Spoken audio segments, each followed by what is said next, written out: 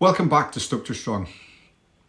There's a point in every journey where the changes you've made stop being about habits and start being about ownership. Not just doing the work, but leading your life again. And for me, this was one of the biggest shifts of all. For years, I felt like life was happening to me. I reacted to everything. I drifted, I waited for motivation, I waited for the right moment, I waited for things to get easier. And without realising it, I handed over control of my life to circumstances. I wasn't leading, I was just surviving.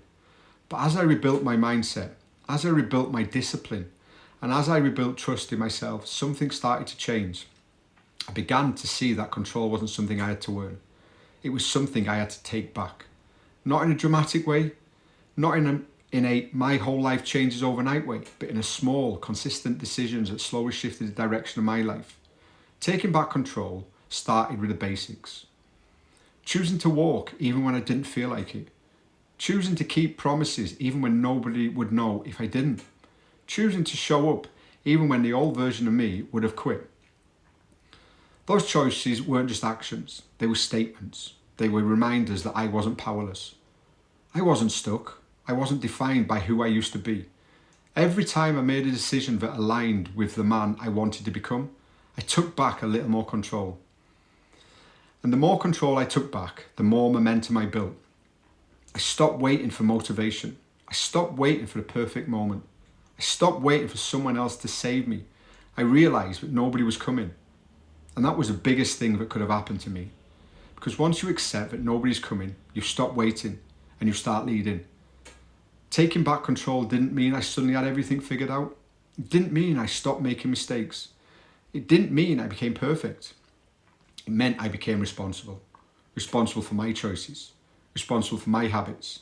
Responsible for my direction of my life. And that responsibility didn't feel heavy. It felt freeing. Because for the first time in a long time, I wasn't drifting. I wasn't reacting.